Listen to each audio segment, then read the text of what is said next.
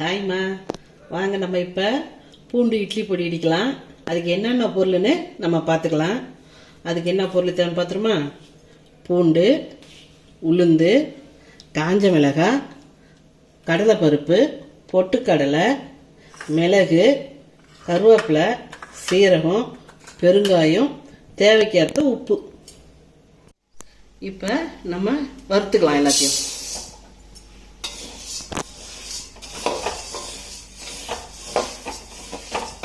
நல்லா வறுந்துருச்சு, நம்ம எடுத்து கொட்டிடலாம். இப்போ நல்லா கடலைப்பருப்பு வறுந்துருச்சு, இப்போ எடுத்துக்கலாம். நம்ம நல்லா குறைச்சி வச்சுட்டு தான் வறுக்கணும். இப்போ நம்ம பொட்டுக்கடலை வறுத்துக்கலாம்.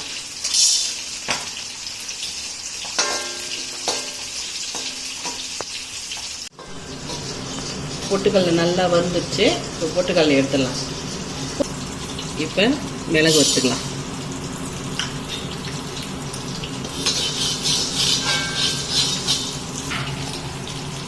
இப்போ சீரகம் வறுத்துக்கலாம். சீரகம் நல்லா வறுந்துருச்சு, எடுத்துடலாம். எண்ணெய் ஊற்றிக்கலாம். அடுத்தது பூண்டு போட்டுக்கலாம்.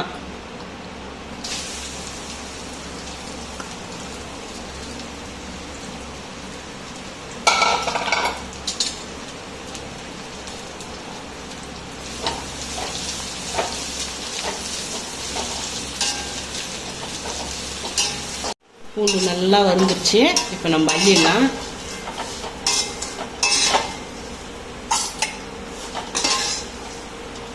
நல்லா ஸ்லோவாக வச்சுட்டு நல்லா பொறுமையாக தான் இது கொஞ்சம் வறுக்கணும்.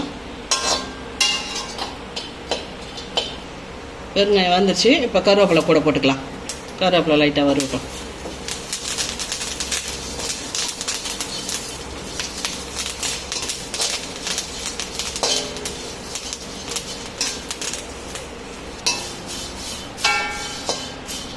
கருவேப்பிலையும் பெருங்காயமாக வந்துருச்சு, இப்போ அவங்க அள்ளிடலாம்.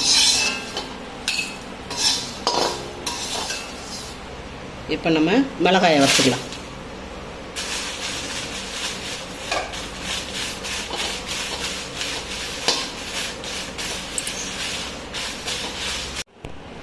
இப்போ மிளகா வறுந்துருச்சு, நம்ம இப்போ பொடி இடிச்சு வந்துடலாம்.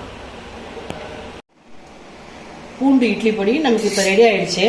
வேணுன்றவங்க கீழே தெரியிற நம்பருக்கு மெசேஜ் பண்ணுங்கள்.